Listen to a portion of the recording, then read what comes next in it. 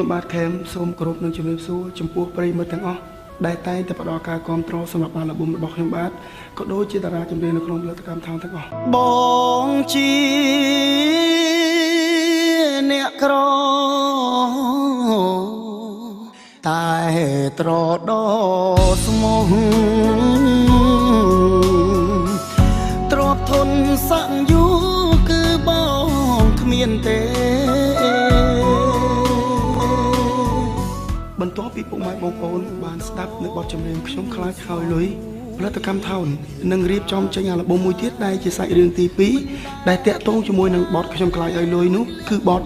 បែកពីអូនបងមានលុយចាយជាងមុនហើយចំពោះបទនេះដែរក៏ជាការឧបត្ថម្ភការផលិតពីក្រុមហ៊ុនគូតែផងដែរ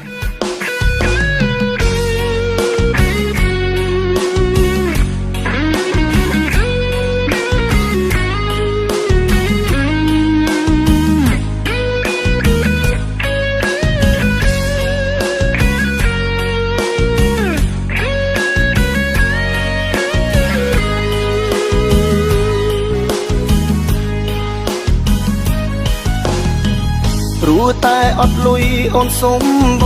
ងបែកធ្វើឲ្យបងផ្លែកស្អប់លុយរកខែអូនទៅចោលបងបដូរដៃនេះថែ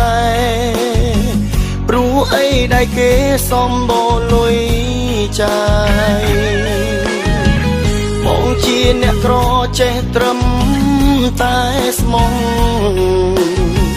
អូនចេញទៅហួងខឹងទឹកភ្នែកខ្ចាយ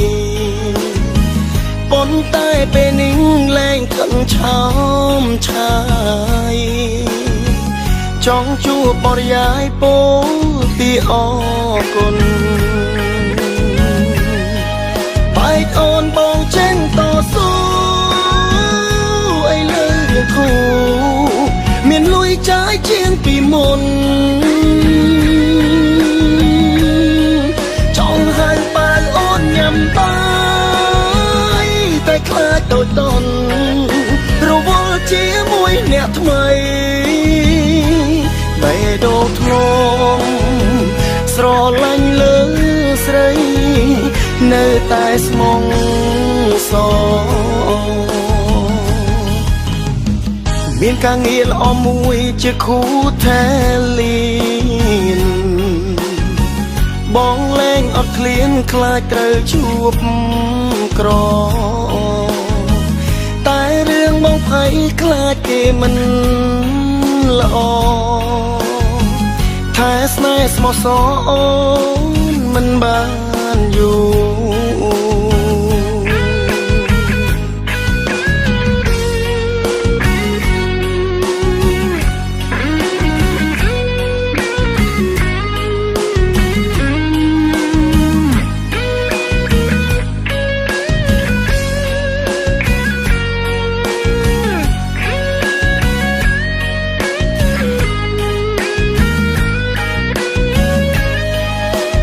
អូនបងចេញតស៊ូ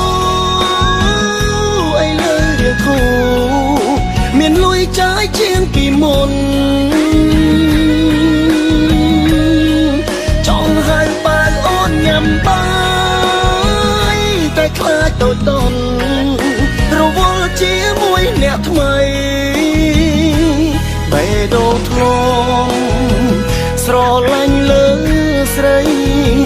នៅតែស្មងសមានការងារល្អមួយជាគូថែលៀនបងលែងអត់ឃ្លានខ្លាចត្រូវជួបក្រតែរឿងបងភ័យខ្លាចគេមិនល្អថែស្នេហ៍ស្មោះសរអូនមិនបានយូរ